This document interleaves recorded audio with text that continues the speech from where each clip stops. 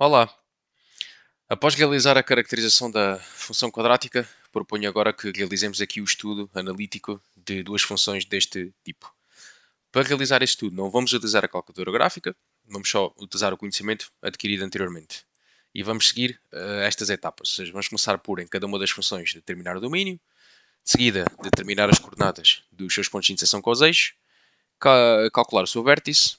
Com estas informações, teremos a capacidade de poder representar graficamente a função quadrática e, a partir daí, poder fazer a leitura do sinal, monitoria extremos e contradomínio. Será também, penso eu, que possa fazer sentido que, à medida que fomos estudando cada um destes pontos, que vão parando o vídeo, que tentem fazer e depois então que o coloquem novamente a correr para confirmar aquilo que fizeram.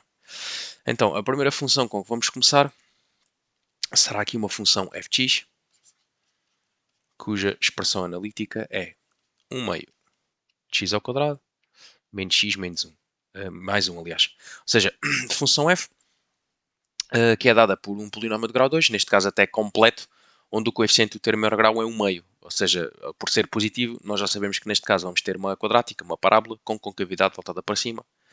Mas lá está, comecemos. E começamos pelo domínio. Bem, como a função é polinomial, aqui tu não encontras raízes nem encontras divisões e, portanto, o domínio da função f é R. Portanto, passamos aos pontos de interseção com os eixos. Ora, uma função pode intersetar o eixo do y e aí nós calculamos o f de 0. F de 0, que neste caso fica 1 meio, vezes 0 ao quadrado, menos 0, mais 1. 0 ao quadrado é 0, por 1 meio dá 0, portanto 1. Chegamos à conclusão que esta função interseta o eixo do y no ponto de coordenadas 0, 1. Interseção com o eixo do x, mais conhecido como zeros. Aí vamos igualar a função a 0 e resolver esta mesma equação. Ou seja, 1 meio de x ao quadrado menos x mais 1 igual a 0.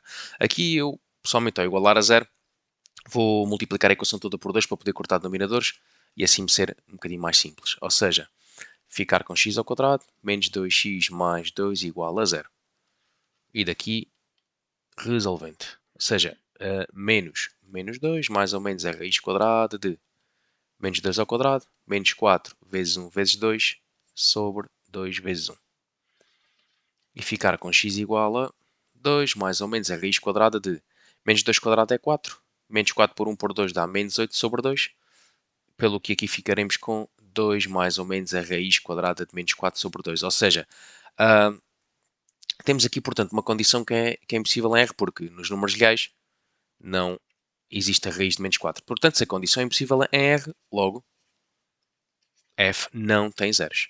Ou seja, esta função f não interseta o eixo do x.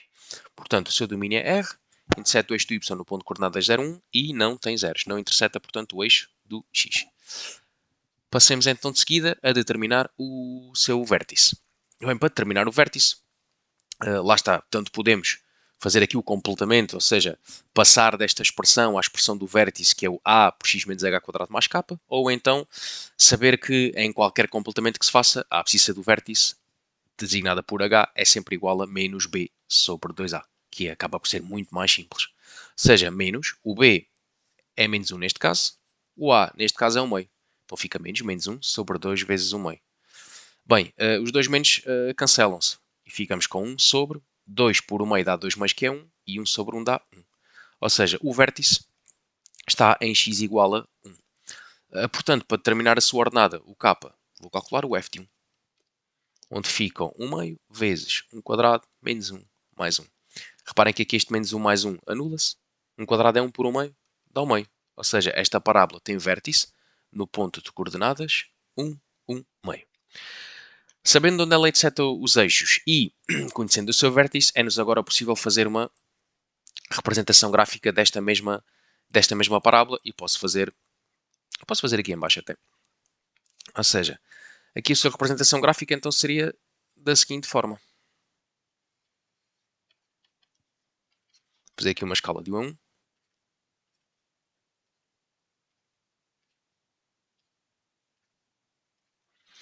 Ou seja, 1, 1. E então eu sei que ela interseta o eixo de y no ponto 0, 1. Passa aqui no 0, 1.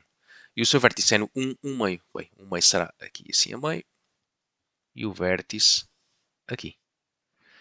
Como ela tem concavidade para cima, já que o seu coeficiente termo grau é positivo, então é de assumir que a parábola será algo deste género. E lá está, é preciso ter em conta que qualquer parábola tem um eixo de simetria e o eixo de simetria é sempre uma reta vertical que passa pelo vértice. Neste caso, o eixo de simetria desta parábola será aqui a reta x igual a 1, é aqui o eixo de simetria desta nossa função. Ou seja, neste caso é uma função que é simétrica em relação à reta x igual a 1, o que nos pode até fazer concluir que se falássemos de paridade, esta função não seria par. É claro que impar também não seria, porque uma parábola nunca é possível de ser impar. Agora, tendo a representação gráfica, fica fácil estudar o restante, que é sinal, monotonia e extremos, contra domínio. Então, olha, se eu estudar o sinal, e aqui não vou sequer realizar a tabela de sinais, eu aqui poderia dizer diretamente o seguinte, olhando aqui para o sinal, eu posso ver que esta função f é positiva em todo o seu domínio, era o que eu escreveria. F é positiva em todo o seu domínio. Ou seja, apenas tem valores de y, imagens positivas. Ora, se eu falar de monotonia extremos, posso verificar que f é decrescente em menos infinito até 1, até o seu vértice. F é crescente de 1 a mais infinito, ou seja, do vértice para a direita. E neste caso, o vértice, como a concavidade está voltada para cima, acaba por ser um mínimo absoluto. Ou seja, f tem mínimo absoluto.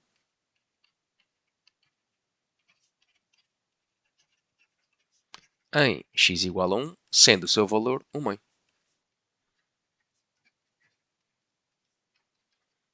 Assim. Portanto, e por último, concluir então facilmente que o contradomínio desta função será o intervalo de 1 meio fechado a mais infinito.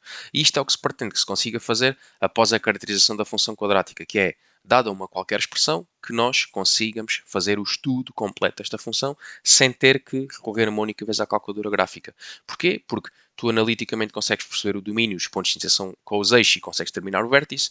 Com essas informações consegues representar graficamente a função e a partir daí ter acesso ao estudo do sinal, da monotonia extremos e do contradomínio da respectiva função. Esta era a primeira função que tinha aqui para estudarmos. Vamos então à segunda função. A segunda função é uma função getx,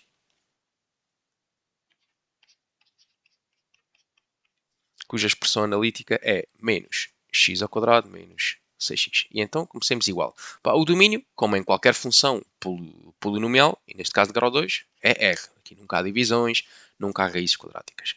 Vamos aos pontos de interseção com os eixos. E começo com o ponto de interseção com o eixo do y. E por isso mesmo calculo g de 0. Onde fica o menos 0 ao quadrado, menos 6 vezes 0, dá 0. Ou seja, esta função intercepta o eixo do y na origem do referencial. Para determinar os zeros, então igualamos a função a 0, ou seja, pontos de interseção com o eixo do x. Aqui ficam menos x quadrado menos 6x igual a 0. Olha, vou aproveitar já que os termos são todos negativos. Passo tudo a positivo. X quadrado mais 6x igual a 0. E neste caso tenho uma equação segundo grau incompleta. Então, x é evidência. X multiplicado por x mais 6 igual a 0. E lei do anulamento do produto. X igual a 0 ou x mais 6 igual a 0. Portanto, x igual a 0 ou x igual a menos 6. Ou seja, os zeros desta função g são o menos 6, o menos 6 e o 0. Bem, temos o domínio, temos a interseção com os eixos, vamos determinar o seu vértice. E para o vértice fazer a mesma coisa. Ou seja, é claro que podíamos fazer o completamento, mas eu pessoalmente acho que é desnecessário. Acho que não se justifica o teres que estar sempre a fazer o completamento quando tu sabes que a abscissa é sempre dada por menos b sobre 2a. Então, h igual a menos b sobre 2a, e neste caso, o coeficiente b é menos 6, enquanto que o coeficiente a é menos 1. Porque lá está, neste caso temos uma parábola com concavidade voltada para baixo até. Então, menos 6 sobre 2 multiplicado por menos 1. Bem, reparem que estes dois menos aqui anulam-se. 6 sobre 2 por menos 1 dá menos 2.